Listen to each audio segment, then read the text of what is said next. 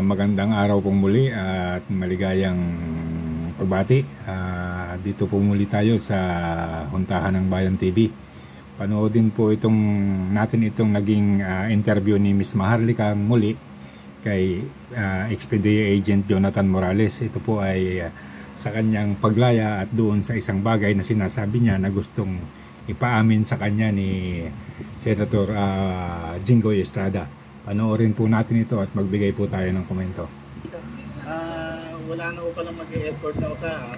So kami na lang po ni Miss Pam sa kanila po ni Padong siguro po convoy. Sa amin na sasakay convoy. Okay. Okay. Si Atty. Padong. Kotse ko. So nakuha. Wow. Okay. Sige. Hindi, nilipat akong dami. Nilipat akong dami. Ikaw na naman ako. Ay, pwede na. Wow. Abay, ayan mga kababayan, naririnig nyo si Agent ayan, nakikita nyo po, ayan, kasi may mga lumabas na in the past na nakarita-release na raw. Ngayon live yan, okay, live tayo.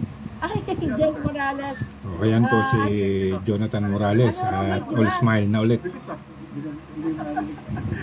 Bilis. Saka, Agent, narinig mo ko? Ayan. Ayan, live tayo ngayon. Maraming salamat sa third floor studio, no? Kay Pam at saka kay Marlon. Dito si Yosek Pabit, si Yosek Pabit. Actually, nakipag...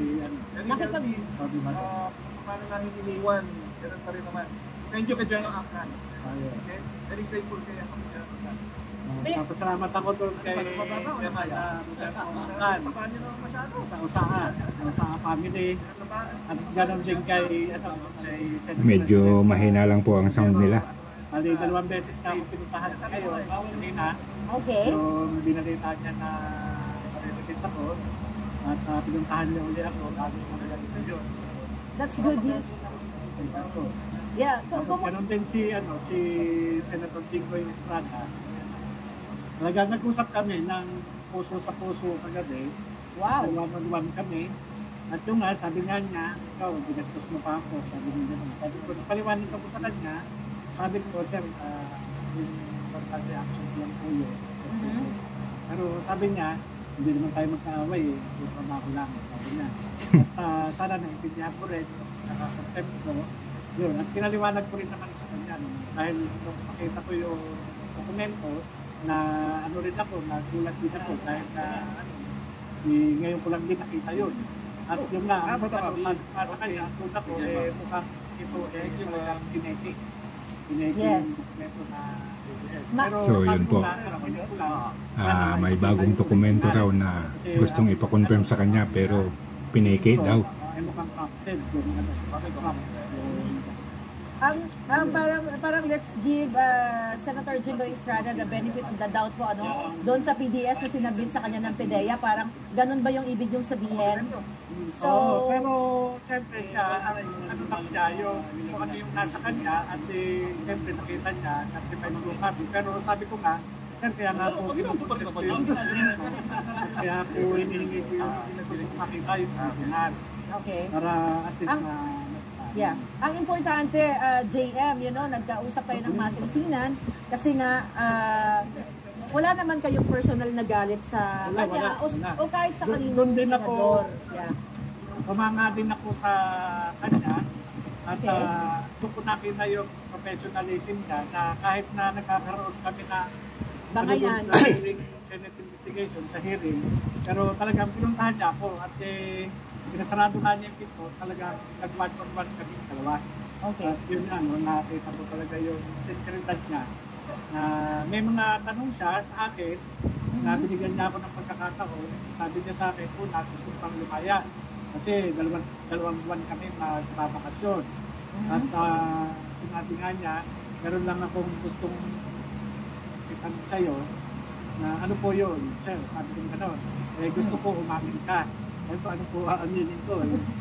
Kayo, tinatanong niya kung kilala ko kayo na personal. Sabi ko, wala. Ano niya po kung paano napunta sa iyo yung dokumento. Sabi ko, hindi ko uploaded na. Kaya po ang ano po sa akin, ang usapan namin kami na, sulatan si Colonel Lasso para ano talaga na wala akong kinalaman dun sa sa ilabas ng mga Yeah, so maganda naman po yung trato sa iyo sa loob. Kumusta po yung pagkain? Ay, napakaganda, talaga. Putuloy na po natin dito at medyo may kahabaan yung interview ni Ms. Maharlika. Ito lang po ang punto. Kung hindi po nakalaya si Mr. Jonathan nung nakaraang Huwebes, aabot po siya ng 2 buwan sa kulungan sa Senado kasi nakabakasyon po yung Senado. So ito pong nakikita natin na ginawa ni Jinggoy Estrada na pinalaya siya o kung sino man sa Senado ang nagpalaya sa kanya. Ang tingin ko po rito, ito ay damage control. Kasi po ganito ang pwedeng mangyari. Sa dami po ng nakakalam, sa dami po ng nakasunod sa mga sinabi ni Mr. Jonathan Morales sa mga interview, sa dami po ng nakakakita at nakapanood sa mga social media platforms. So hindi po maitatanggi na halos ang buong Pilipinas alam ang sitwasyon at ang kanyang kalagayan at alam din nila kung ano ang mga sinasabi ni Mr. Jonathan Morales. Kasi po kung ating papansinin nung unang umpisa pa lang nung hearing, yun pong mga resource person at saka yung mga investigador na nasa Senado, sina Jinggoy Estrada, si Chis Escudero, ang kanila pong intensyon ay imasakir yung kredibilidad ni Jonathan Morales at idepensa yung pagiging inosente ng Pangulo.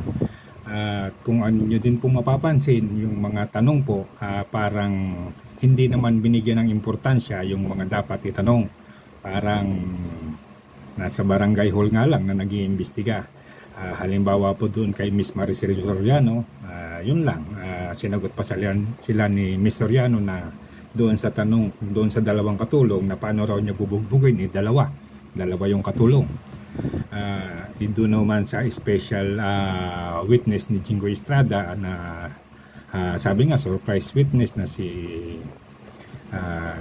General Santiago, imbis na magtanong kay Jonathan, alamin kung totoo yung mga dokumento, nagwala pa. Parang nagpakitang gilas lang at pinakilala lang ang sarili hanggang sa sinabi niya na siya daw ang everything. So parang wala talaga silang intensyon na alamin yung totoo kasi nga malamang totoo. And then sumunod yung si Picoy na hinayaan lang ni Jinggoy Estrada at ni Director General Santiago na mag-alakingkoy at magmukhang payaso sa Senado. Bangaman umamin doon sa video dahil nasa video nga parang hindi nila binibigyan ng importansya. And then lumabas yung sa medical report, yung sa drug test, parang baliwala lang na natuklasan nila na ang pinadrug test lang pala ni Bongbong Marcos ay sa cocaine. At parang lumabas patuloy na pwede palang mamili ang magpapadrug test kung anong kanyang gustong ipadrug test. So sa madalit sabi po, yung mga nagdaang investigasyon, napakalaki po ng kakulangan, napakalaki ng dapat na mga bagay na naalam pa. And then ito pang ang isa, nung ipinatawag na si James Kumar, biglang na-stroke. Ngayon, mabali-balita, ipapatawag daw si Lisa Marcos. Ano naman kaya ang magiging dahilan nito? Anyway, balikan po natin si Jinggoy Estrada. Ang tingin ko po sa ginawa nila ay damage control. Kasi kung tatakbo ng 2 buwan na nakakulong si Jonathan Morales, mas marami pong tao ang mag-aalsa at mas marami ang maghihinala na may katotohanan ng lahat. Although talagang sa tingin natin, kasi hindi naman inaamin ni Marcos at hindi rin niya dinideny, and then yung mga lumalabas na ebidensya, parang hindi nila pinapansin, mukhang pinipilit nilang makontrol yung magiging kilos ng mga tao at yung mga lalabas na sasabihin ng tao sa social media kasi kapag napabayaan na nakakakulong si Jonathan Morales sa loob ng 2 buwan, mas magiging maingay at mas magiging matunog ang kanyang mga sinasabi. So, lalo pa at yung pamilya mismo nakikiusap na rin, nagsasabi na rin sa mga tao na tulungan si Jonathan Morales at ipanalangin. So, yun po ang nakikita natin, at yung sinasabi ngayon ni Jonathan Morales na may pinipilit siyang i-confirm yung dokumento na pinakikita ni Jingoy Estrada na ang sabi nga niya ay mukhang pineke. Gumagawa po talaga ng paraan si Estrada na makontain si Jonathan Morales.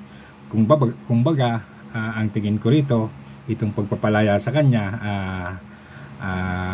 medyo may mga kasunod itong hakbang kung paano siya paamuin o kung paano siya makukontain. At siguro po, ang kailangan ni Jonathan Morales dito ay magkaroon siya ng pag-iingat at doon sa mga malalapit sa kanya, mga kaibigan, mga kamag-anak o pamilya, proteksyonan siya. Kasi kung 2 buwan itong hindi papansinin ng Senado, at kung 2 buwan na walang mangyayaring hearing at hindi matatawag yung mga dapat tawagin, malaking panahon po yan para kumilos yung kabilang partido at makagawa ng paraan kung paano siya mapipigilan. Pero masakit pong isipin, pero mangyari man ng masama o hindi naman natin pinapanalangin, tingin ko hindi na po magbabago yung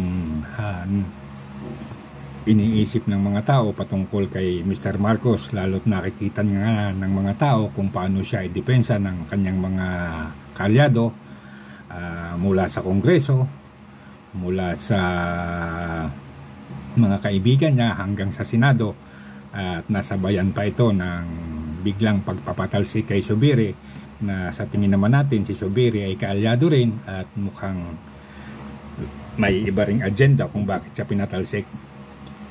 Yun po ang aking pagkakaanalisa, na ang ginawa ngayon sa kanya ni Jingoy Estrada ay mapigilan yung mga bagay na pwede pang masabi o pwede pang magawa ni Jonathan Morales, o mapigilan siyang sabihin kung sino pa yung mga tao maaaring involved doon sa mga sinasabi niya na may kaugnayan sa pagkakasangkot ni Bongbong Marcos sa illegal na droga.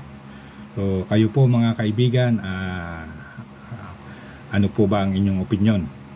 Kasi sa ngayon, yun ang nakikita kong dahilan kung bakit siya pinalaya. Kailangan nilang maging mabait muna o maamo sa kanila si Jonathan Morales. So hanggang dito na lamang po muli, at magandang araw po.